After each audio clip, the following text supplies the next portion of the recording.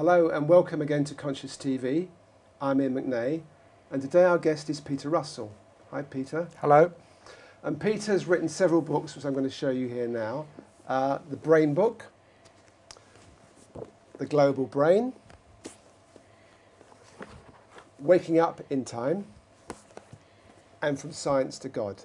And today we're going to hear about Peter's life and his own spiritual journey, but we're going to focus more on their last two books, the content of those, because it's very interesting and it's very relevant to what's happening on the planet at the moment on different levels. So Peter, let's start briefly when you were young, when you were a teenager, because you were, from what you were telling me earlier, you were very driven to find things out. You had a real thirst for knowledge, didn't you? Yes, in two ways. I mean, one, I was a budding scientist. I thought I'd end up as a scientist of some sort, and mathematics. I was good at math, and I was doing well at school in that area. So there was a thirst for knowledge on the scientific level, but also there was an inquiry about the nature of people. I got fascinated by sort of simple philosophical questions like free will, determinism. I say simple, but I mean they're profound questions which nobody has answered, but I got drawn into those sorts of questions. So when you say free will, determinism, what do you mean by that? Well, that's a basic question of, do we actually have free will, or is everything determined? I mean, we appear to make choices. You know, okay. I've chosen to be here today with you, but was that just a result of the conditioning of the way my brain responds to your invitation because of social conditioning, or did I really make a choice? You know, you go to a restaurant, you choose something from the menu. Do you actually make a free choice, or is it because you had this yesterday and this one's cheaper and you don't like red meat and you don't like the flavouring? Is it all predetermined and your brain is just going through this process? And people have been debating this for thousands of years and they're still no closer to a solution. And you were asking these questions when you were a teenager? Yes, yeah. They're very deep questions for a teenager. Yeah, and still asking them. And you also had a big interest in mathematics, didn't you? Yes, that was my love. When I went to university, I went to Cambridge studying maths, and I was actually quite good at it. I got awards for it, and then I was actually studying with Stephen Hawking for a while. He was my supervisor. At Cambridge, each student has a one-to-one relationship with what's called a supervisor, who actually takes you through the course and you meet every week, and for a while he was my supervisor, which was fascinating. He could still walk and talk then. His illness was just beginning to show, but he didn't even need a wheelchair. He had a walking stick and he could still talk. But he was fascinating. He was so funny, compassionate, lovely person. And he still is. You still see it when you see him on television or whatever. So what kind of thing did you learn from him? He was doing his early work on black holes then, which is now famous. And I was fascinated by that. And also just how he could show me the underlying equations of things. Like a lot of what I was learning at that time in mathematics was really theoretical physics and how the equations of math related to the world. And my speciality then was relativity. I loved relativity and the theory of relativity. And so part of what he was helping me on then was understanding relativity, Einstein's relativity. Yes, yeah. I think also when you were younger, you were very interested in Einstein as well, weren't you? Always been interested in Einstein, yes. Yeah.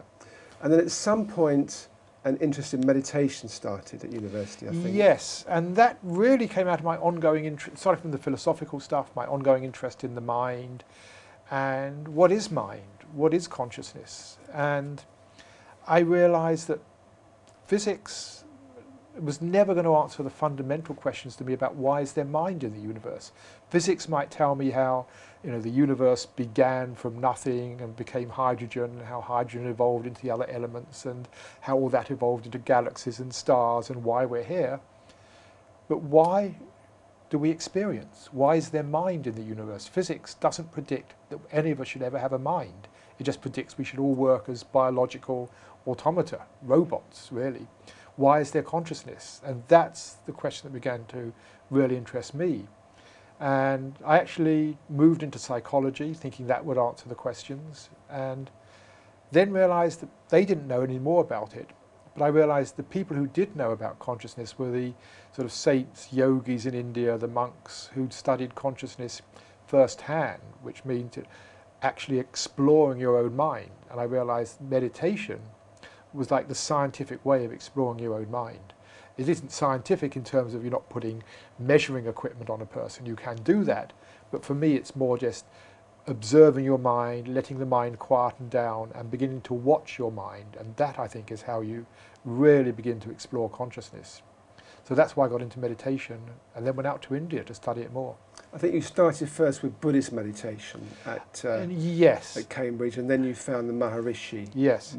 who was Yeah. just beginning, wasn't he, in those He was days? just beginning. Yes, the Beatles were getting interested in him. I didn't, yes, I sort of dabbled in Buddhist meditation, but at that time it didn't quite make sense to me. And TM, when I came across that, it really did, because the Maharishi was emphasizing complete and utter effortlessness, which was contrary to what all the other teachers I'd experienced were saying.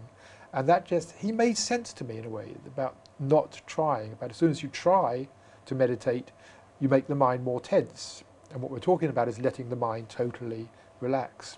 So what you're saying is the other meditation teachers were telling you to try hard and discipline yourself. And concentrate, focus the mind. And you found that hard, or did you get results doing that? I didn't get many results from it, no. And what the Maharishi was saying is do the opposite. Let the mind totally relax. Don't try. And let the mind just become quiet of its own accord. And I found that worked.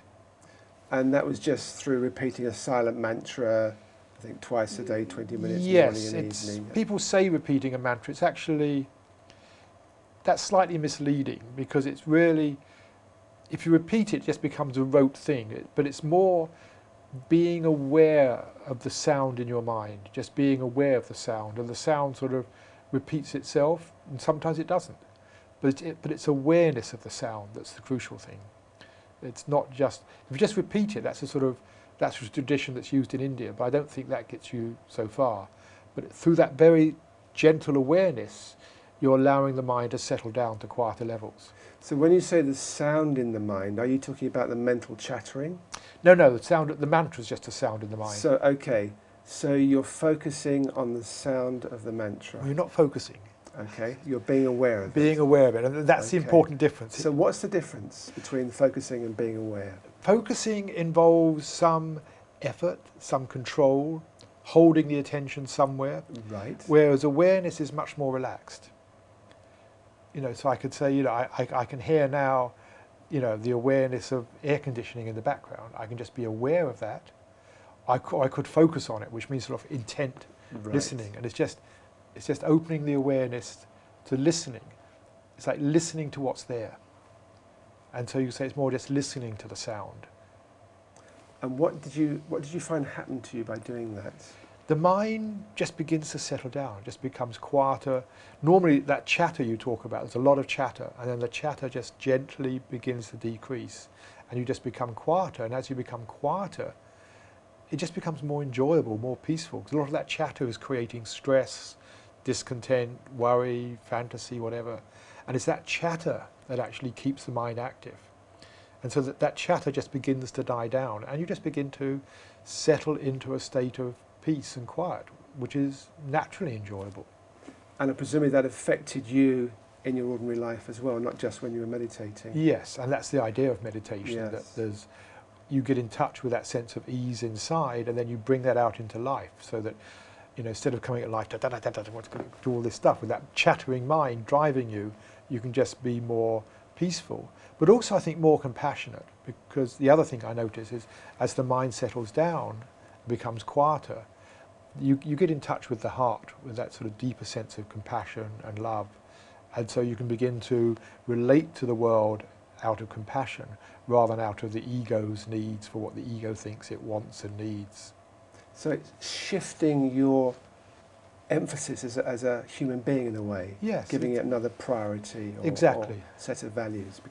It's shifting the way you relate to the world. Yeah. And I see that's the value of meditation. It's nice, the actual practice, but the value is how it shifts your attitude to the world. And of course, just being able to stop and have rest every day is valuable, just from a health point of view, I think. It de-stresses you. Are you still meditating now? Yes, yeah. Yeah. Have done most of my life. Yeah.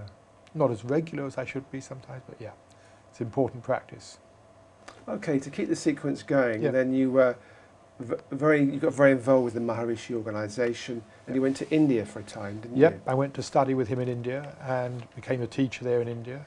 And that was fascinating for me, because up until that time I'd sort of rejected religion. As a kid, because I was interested in maths and science, it was about age 13 when I went through the process of confirmation. I just realised, for me it was deconfirmation, I realised this was a weird load of mumbo jumbo that I was meant to believe. I was meant to believe the Nicene Creed, Jesus was born of a virgin, all this stuff. I thought, what? And so I just totally rejected classical religion. But what happened in India was, I realised there was something, not so much to religion, but to spirituality. And I realised all the different religious traditions, underneath there was the same spiritual core, the same spiritual fire, if you like, that originally gave them life. And that wasn't so much to do with rituals or myths about the cosmos or whatever. It was much more psychological. It was about how we get ourselves caught in, whether you want to call it the ego or materialism or judgment, whatever, but how the mind becomes caught and how, because of that, we suffer. And every spiritual tradition, in one way or another, was aimed at freeing the mind, whether you call it salvation, liberation, enlightenment, awakening, whatever. They all are aimed at sort of lightening the load so that we can actually be in touch with our true selves. And that became a fascination for me, and still is. My whole life really changed then, because I got fascinated about what is this basic, core, essential spirituality that lies behind all the spiritual traditions. Huxley called it the perennial philosophy. It's that eternal philosophy that keeps coming up again and again and again. And then the other thing was realizing that this is what the world needed.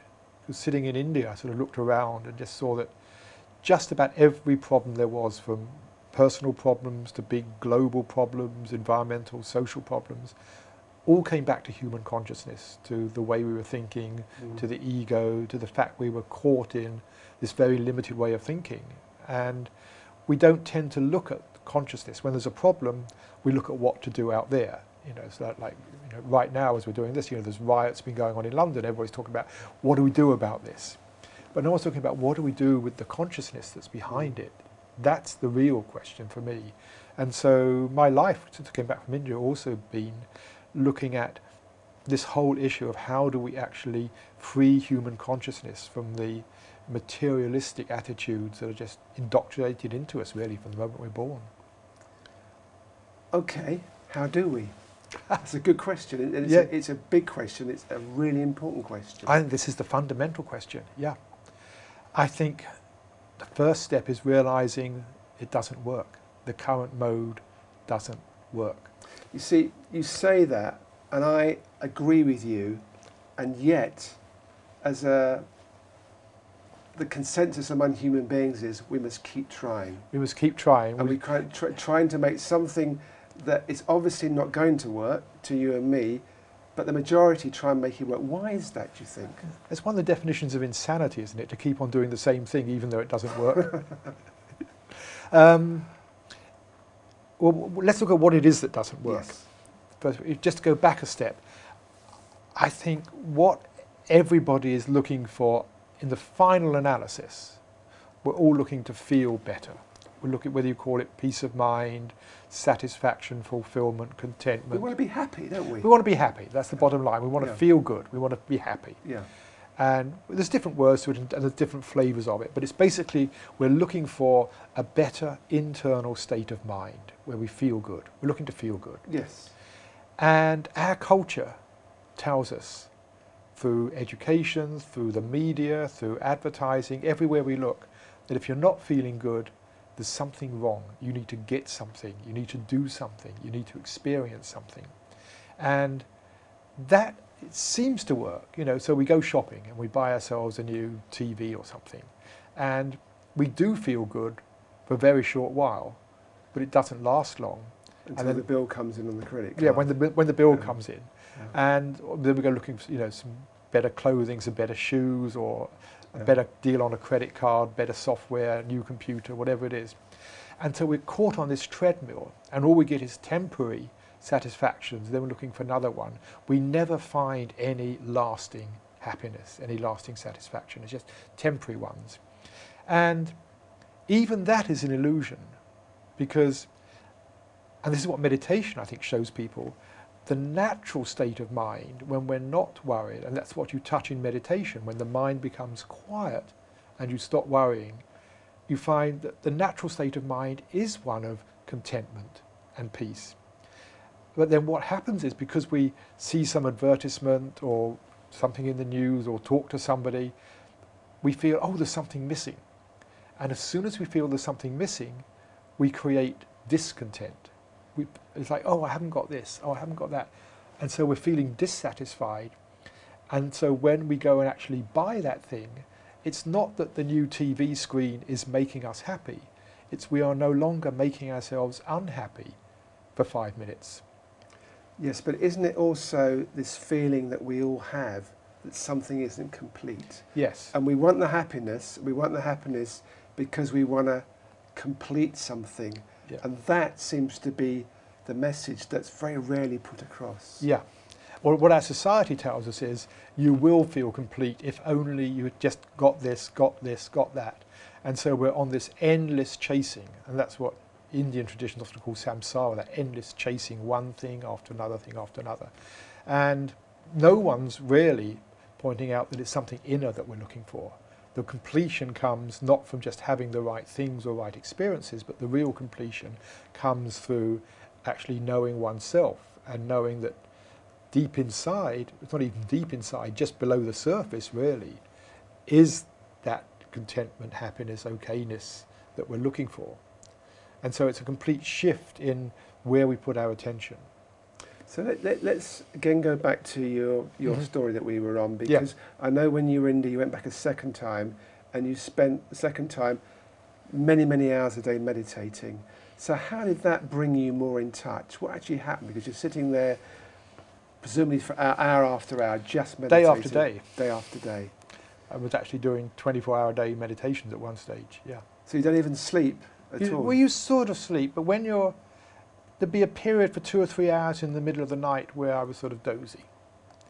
But you don't need to sleep. If you're leading the sort of life where you're so quiet, there's no stress, you're meditating in the day, it's almost like you're somewhere, you're not sleeping, but you're very quiet. You don't need sleep in those situations. So what is that like? Are you in a blissful, peaceful state most of the time? Yes. I wouldn't say, I don't like the word bliss. Well, I translate that as just unconditioned peace. That one is at peace, not because everything is okay, but there's just this quality of peace that is there. But it's not there the whole time, because the mind starts coming up with its stuff, its fantasies, what you think you need, and if only that, you begin to notice the mind coming up with all these stories, all that conditioning coming up. But now you see it for what it is. So you're seeing there's a gap. Yes. What's coming up, and you that's aware of what's coming up. You notice it, and then you begin to see it and almost laugh at it at times. Or at other times it grabs you, it takes you over for like an hour. You get totally caught up in this thing of like, when I get back to England, I'm going to do this and this and this. And then you realise, what I've just done is all this thinking has just kept me out of my own natural state for half an hour, an hour. This is crazy. Yeah. But to realise that's what we do in life. We get caught in these, I call them stories, this dialogues we have with ourselves that actually, it's the story we're telling ourselves that creates the discontent, the lack of peace. And that's the big realization. It's the story we tell ourselves that takes us out of the peace. Yes. And the key, as I understand it, is that you became aware that you are watching the story. So you are not the story because you're able to watch it. Right. Talk more about that. Yeah. And that's a fundamental thing in just about all the spiritual traditions, this thing of the nature of I, what is the self. And what tends to happen is we get identified with the story, or I prefer the word engrossed. We get caught up with the story that I tell myself that if I had this or had this better relationship, whatever it is I'm telling myself, there's an I in that story. It's like a character in a novel. You know, when you read a novel, there's the lead character, and you identify with that character and the character's feelings and all of that stuff. But it's just a character in a story. And it's the same with our thoughts. When we're telling ourselves some story about myself, and I would feel so much better if I had this, or what did I do last week, or you go back to your childhood and you think about that, there's a character in the story. And that character is sort of real because it's there. There's this me I can tell stories about. But then there's the me that's just watching the story. And that's the real me. It's not the character in the story. But what happens is we get engrossed with the story, with the character, and we mistakenly think I'm the character in the story. Whereas what I am is just the awareness that's noticing the story, the awareness that's noticing me talking to you now, that awareness that is always there. I'm always aware. That's what's always there. And that's what so many spiritual teachings point to, that the real I, what we actually mean by I, is not some individual person, character with all these qualities, but it's just that, we sometimes call it just the observer, the witness. I prefer just the awaring that's always there. The awaring. I use that because I don't like to use nouns. If we say the witness, or the observer, or even the awareness, we make it a thing. Okay. And as soon as we make it a thing, we bring in this sort of duality again. Yeah. There's me here, and then there's the real self. Yeah. Or there's me here, and there's the witness. It's like, there isn't a thing. There is no thing we can identify as the self. And yet, there is that which we all know so well, it's been there all our life. It's that sense of, sometimes a sense of beingness, presence. It's that knowingness. It's that which knows. And what did you find helped to strengthen that process in you? Okay, you were doing the meditation for many hours a day, and then it's obviously at some point you left India, you came back to the West, you had to earn a living, you had to be involved in daily life.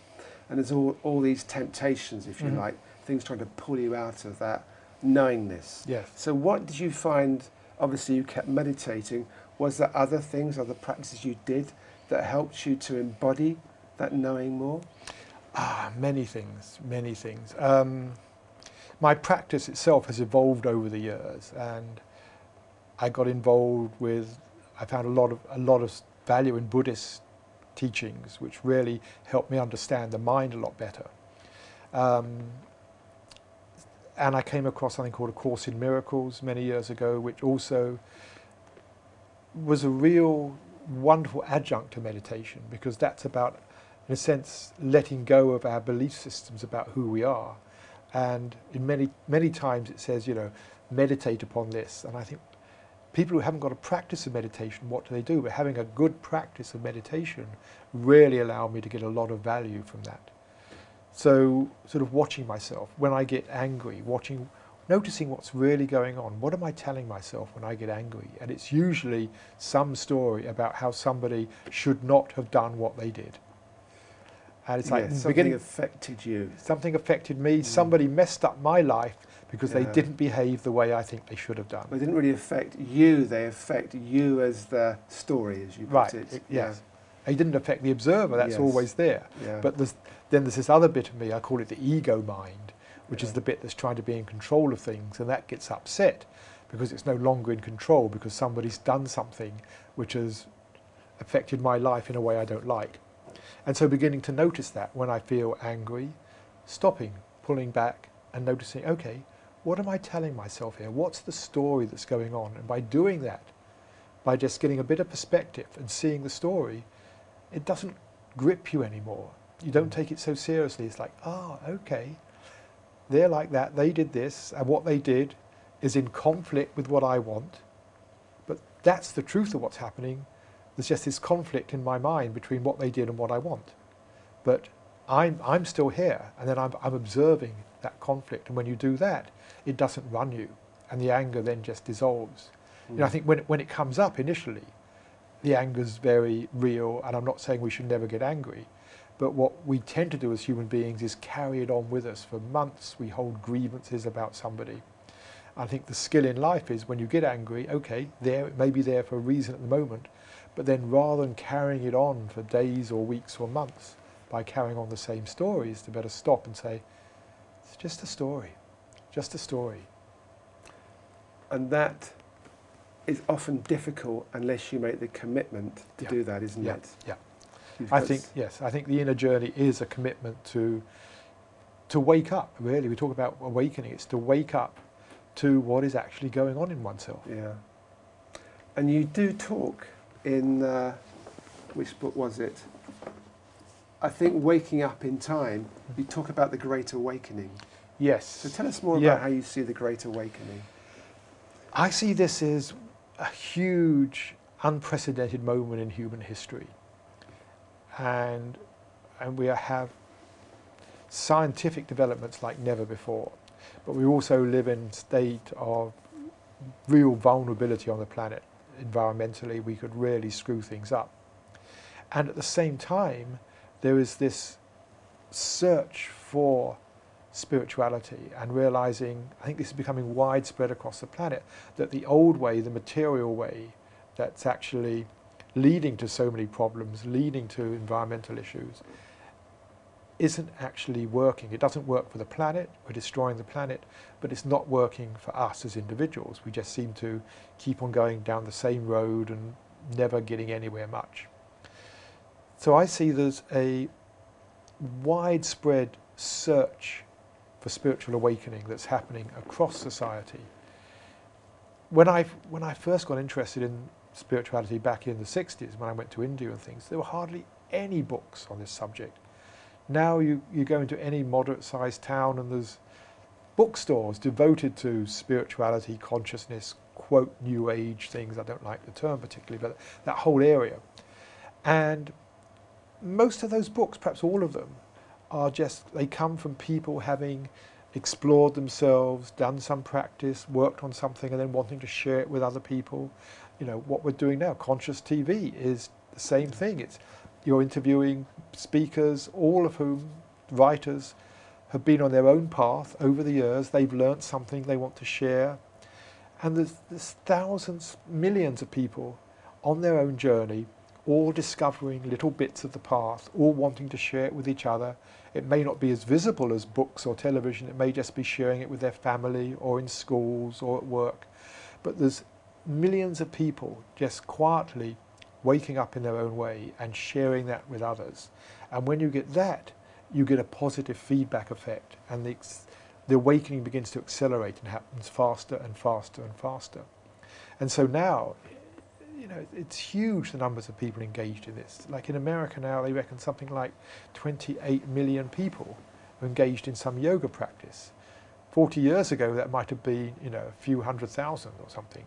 And it's growing, but everybody's learning from each other. And I think that is what is unprecedented, this global interest in spirituality beyond any particular religion. We're coming back to what is that core spirituality. And it's happening at a time that we really, really need it. And that's why I think the Great Awakening is so fascinating and so essential. This is the time in history where we need that spiritual awakening. Because it's the fact we haven't got it. We're coming out of this materialist, self-centered consciousness that is leading us to destruction.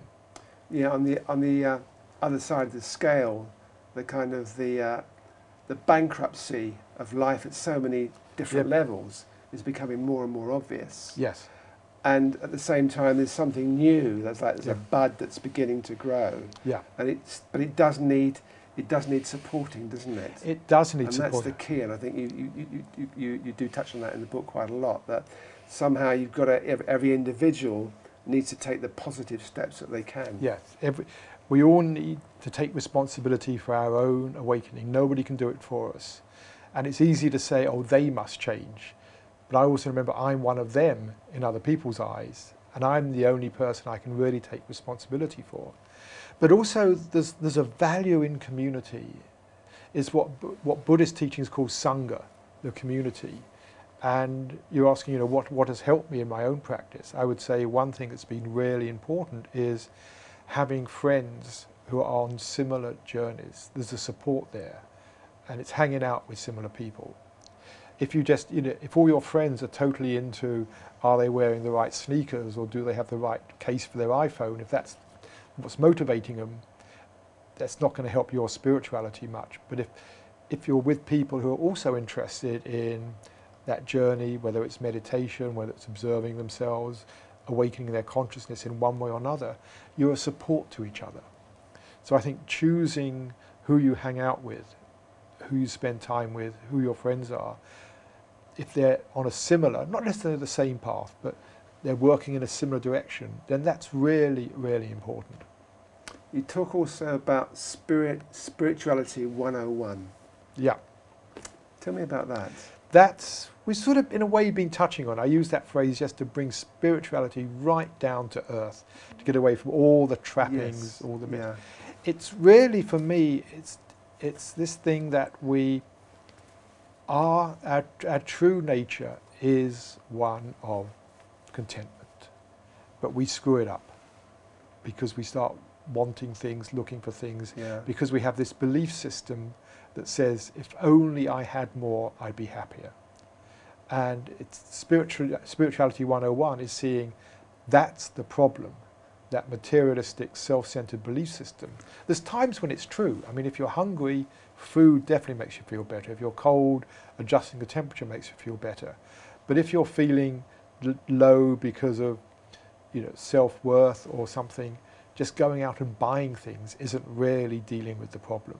So it's seeing that the essential problem is how we view the world, our perception of the world. And so seeing the basic spirituality is changing the way we see things. And that, to me, is what a shift in consciousness is about. A shift in consciousness is a shift in perception, a shift in how we see things.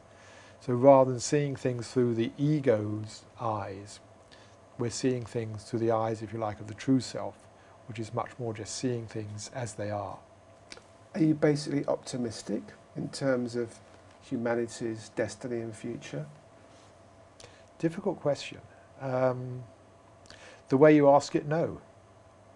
I think we are going into a time of huge upheaval, challenges, and I don't know what's going to come out of it. I think we're heading into catastrophe in many ways, and that's a result of the way we've been behaving for centuries, and it's clear people don't want to change. They'd rather go on with this insane way. So I'm not optimistic about Western civilization. I think it's doomed. However, I am very optimistic about what people can become. I'm optimistic about how we can step back from the way we've been caught in, the conditioning, and maybe the challenges that are coming will help us step back. I think we can become much more compassionate people, much wiser people, much less materialistic people. And I think we're going to need that as individuals and as groups to steer our way through these times. It's about finding our potential, isn't it? Both as individuals and as a human race. Yeah, so I'm optimistic about what human beings can become. Yes. I'm not optimistic about what this culture can become. I think this culture is falling to bits. And it's like, okay, how can we be? How can we be with each other? How can we help each other? How can we care for each other? How can we act wisely in these times, these very difficult times? Yeah. Well, it's a huge challenge, isn't it? Huge challenge. Because it's just so many things are set up the way that the financial system is set up to start with. Yes. The consensus belief we have about reality. Yes. The object relations is set up. There's so much set up in facing the wrong way, if you like, leading us to a blind alley, and we keep hitting our heads in the blind alley. Yeah. And somehow it's a question of turning around, which is actually turning within. Yeah. And then start to re-look. Yes. And that's the shift. That sort of shift is actually quite easy. But that's the shift in perception, and that's beginning to crack. We're beginning to see the consensus reality doesn't really work. We're beginning to see, like the banking crisis from a couple of years ago, or whenever the next one's going to be.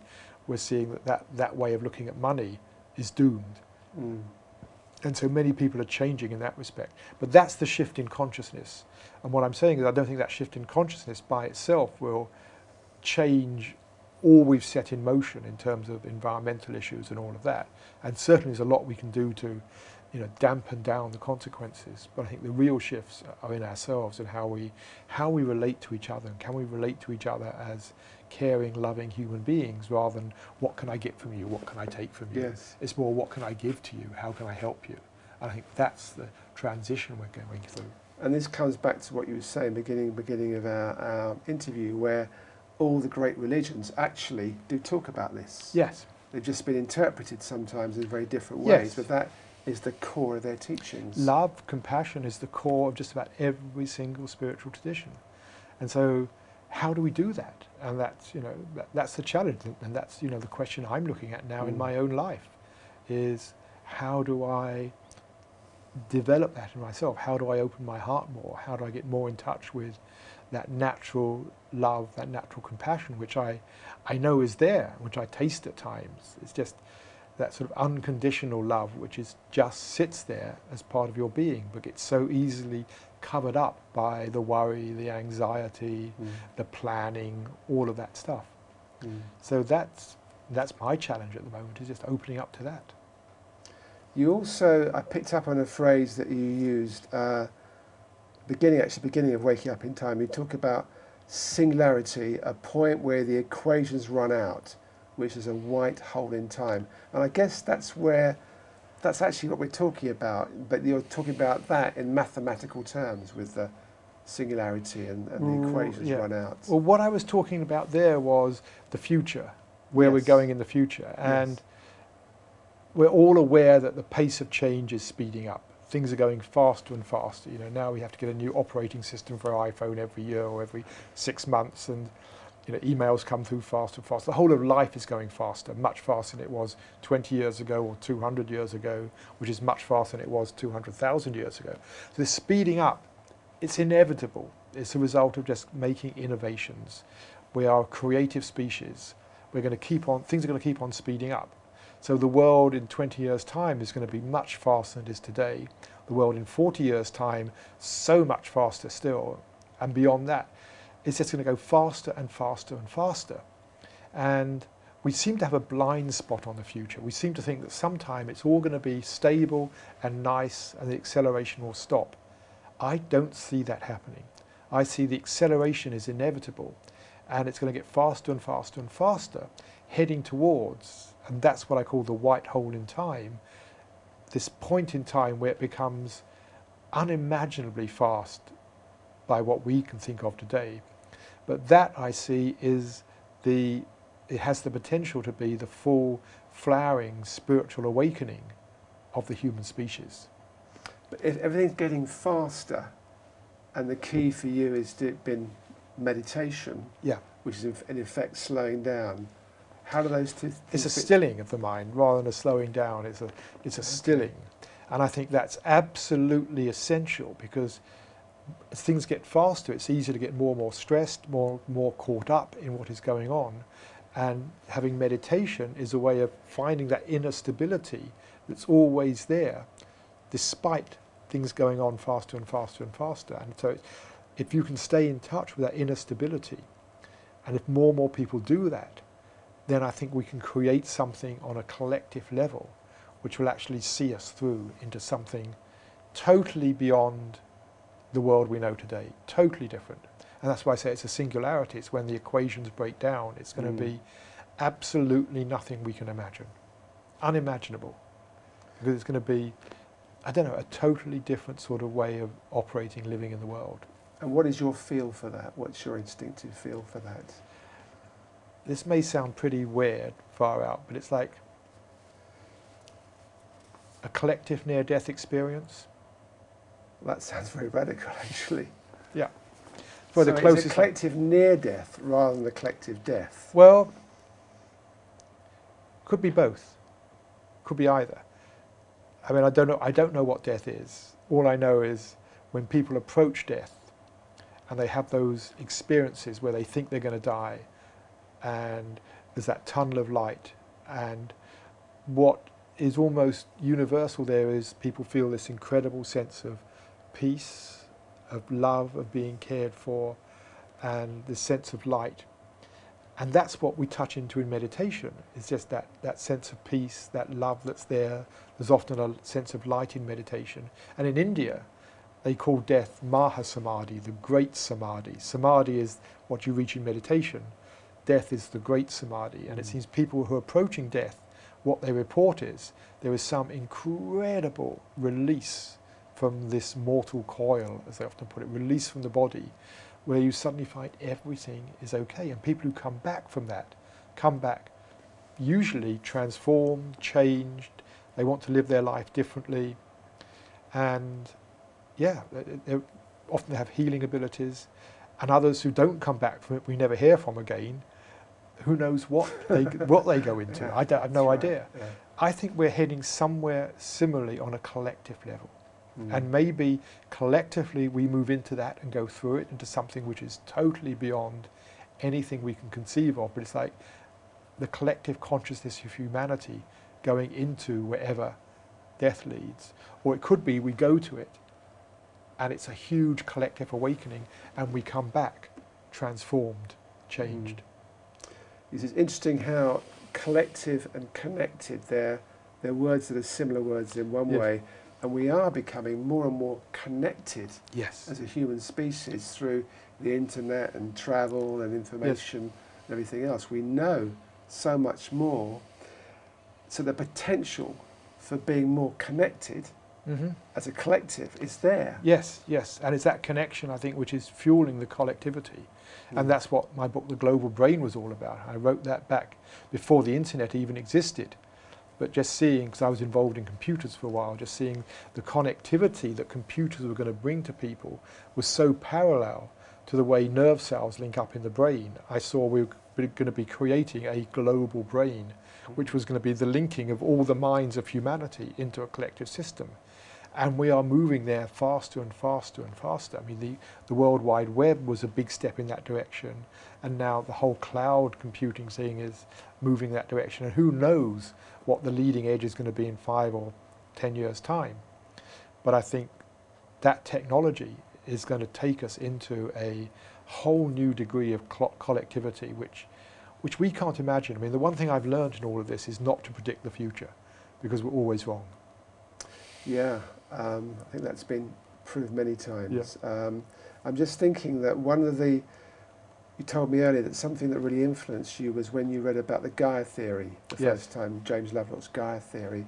And of course that again is very much about the global brain, isn't it? Well, that's what triggered me really with the global brain. James Lovelock, this was back in the mid-70s, late 70s, and the Gaia Theory, which is now very well known, he was basically saying the only way we can understand all the Earth's biosystem is to think of the totality of the biosystem, all the living systems of the oceans, the atmosphere, and the soil, is functioning like one single self-regulating being. And he was producing a lot of evidence to support this. And so I was asking, well, okay, if that's the case, what is humanity doing here? Because you can say, like, the oceans are like the blood, the circulatory systems, the rainforests are like the lungs, exchanging oxygen. And you can almost see, individual species or individual systems perform a function in this global organism. And I said, well, what is humanity doing here? Because we're relatively new, just a few million years. Rainforests have been around a lot longer, the oceans much longer. What is it we're doing here? And I asked, what is it we're good at? And it's what human beings are good at is information processing. We have language, we can share ideas, we can learn, and we can share that across the planet. And I thought, that made me think we are like the nerve cells of the planet. We're like the individual nerve cells. And then I realized what happens in an individual when you are growing in the womb. There's this, early on, about 3 months after you're conceived, there's this flurry of growth of nerve cells, like billions, millions being created by the second, but they're not connected. And then as the brain evolves after you're born, what starts happening is those cells all start connecting up. And it's the connectivity between the cells that produces your intelligence. You don't have any more brain cells now than you did before you were born. You had all the cells you were ever going to have, with plus or minus a few, but before you were born. the growth afterwards is not the growth of the number of nerve cells, it's the growth in connectivity. And I realised the number of human beings on the planet is about the same sort of size as the number of cells in our brain. And what we're going through now is not, thankfully, not the further expansion of numbers. That's beginning to slow now. But what we're going through is the connectivity. And we're just seeing the beginning of that. An average brain cell may communicate directly with 10,000 other neurons. You know, we sort of send emails backwards and forwards or watch things on YouTube or on some social network. But where that's going is going to be unimaginable. We can't imagine the future. This is so key, this thing about realising the connectiveness of us all, isn't it? Yeah. Not just as human beings, but as a planet. Yeah. The key thing is the oneness of creation, the oneness of everything. Yeah. And I think, for me, the connectivity I'm really interested in, or the oneness, is deep down inside us, we're all the same. I mean, you and I have very different histories, different personalities, different interests. Deep down inside, we all want the same thing. We all want that quality, whether you call it peace, happiness, contentment. We all want to feel okay. Completion, I call it. Yeah. And we all want love. We all want to be loved or to experience love. It's a fundamental thing. And so when we recognise we're already one in that way, everybody I meet, whatever they are, whoever they are, whatever they're doing, ultimately they want exactly what I want.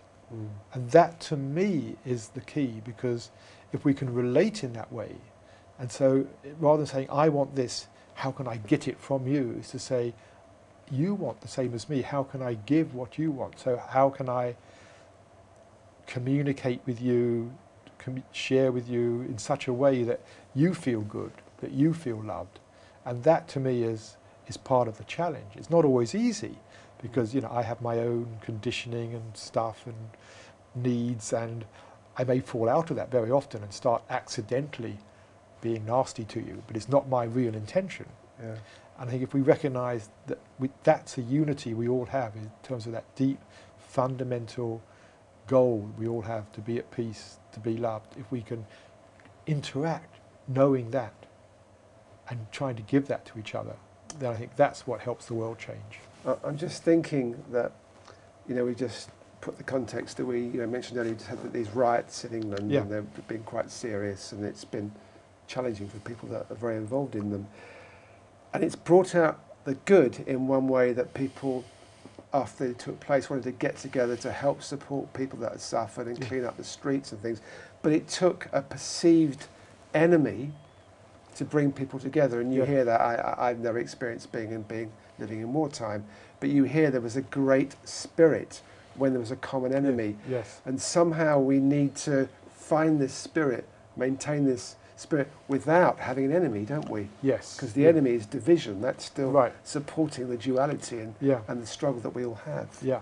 And I think more often it needs something like the enemy to galvanise us, because suddenly there's the need that pulls, there's some need that will all come to, and it needn't necessarily be the enemy of other people. You look at what happens when there's major floods or something. Again, people come together. It's not that the flood is an enemy, but there's a major something that needs collective attention, and that pulls people together. There's that collective goal where they're all trying to do the same thing together. And I see this comes back to what I call the Great Awakening. Is saying we all want this process of becoming more in touch with ourselves, of awakening more. And so that becomes a collective effort. How can we help each other do that? There's one quote that I've pulled out of your one of your books. Through us, the universe can fulfill the purpose of its design. Can you explain that a little more? I don't know how many hours we've got left. We've got 5.5 minutes left. I have to be a very brief précis of it. There's a lot of evidence coming out of science and cosmology at the moment that the universe seems to be very finely tuned. If you change any of the fundamental constants, it doesn't work. Make the force of gravity a bit stronger, a bit weaker, it all falls apart or never gets going into galaxies. And that's why I say an hour or two I could explain all this to you. But this leads to the view that either the universe is a most preposterous accident, that it actually works, or there's some sort of intention to it. And those who think there's some sort of intention, that doesn't mean to say there's an intender. Let's be careful. Yes, I understand. It's not that there's an intender, but that there is a direction. You could say this, when a child gets conceived, there is a direction. If things unfold, then that fertilized egg grows into a little fetus, which becomes a human being, which is born and grows up. There's that direction. And so what they're saying is there's the direction, there's an inevitable direction to evolution, and everything is set up so that this direction can happen. And what that direction is actually one of increased awareness, increased consciousness, increased knowing. And so there's a growing body of scientists who say the purpose of the universe, they don't like using the word purpose, but the direction of the universe is knowledge, is that the universe is here to know itself. And I think at this point in human history, on this little tiny planet out on the outer edge of some galaxy, we are the ones who are coming to that point of knowing the universe. And we're, in terms of physics, we're getting close to that unified field theory. Maybe in another 10, 20, 30, 40 years, 50 years, we will actually understand the cosmos. Maybe we won't, but I think we're heading in that direction. The area we don't understand yet is the mind. That is still very mysterious. And that, again, is why I think the interest in consciousness, spirituality, meditation, self-observation is so fascinating, and it's moving ahead so fast that we are now just beginning to understand ourselves. And when we understand ourselves to the same depth that we're now beginning to understand atoms and quanta and quasars and all of that, when we understand ourselves in the same way, then I think the universe in us, in this little corner of the universe, will have come to its fruition, come to its full knowing. So it's another example of how we need to bring our attention from the outside, materialism, objects, back to inside, meditation, looking, understanding. Yeah. We've become incredibly proficient at using the material world. We become masters of the material world. This is not complete, and it gets us back, but we become very proficient there. But the mind is still very dim, and that's where we need the knowledge now. That's where we need the mastery, is in our own selves. And that's what, to me, makes these times so exciting. And all this interest in spirituality and what conscious TV is all about, it's all about fostering this inner awakening, this inner learning about ourselves. And that, to me, is the most important thing we can be doing, and the most critical thing we can be doing at this time. Well, we're doing our best here at Conscious TV. Good I know for you're you. Working hard, and you're doing your best. And there's millions of others doing their best. That's what's so great. It isn't you or me. We are just members of a team of millions and millions of people, each doing the best in their own way to facilitate this shift. We need to finish now. I really appreciate you coming in and talking with us, Peter. I'm just going to show the books in front of the camera. So, was the Global Brain, which we talked about briefly. The Brain book, which we haven't really covered, but is very interesting. The Science of God, which is Peter's story to some degree, and also goes in some depths on meditation. And Waking Up on Time, which a lot of the interview was about in one way. So thanks again, Peter, for coming in. Thank you very much for watching Conscious TV. I feel in a way in the interview we just got started towards the end, but we still covered a lot during that time, and I hope we see you again soon. Goodbye.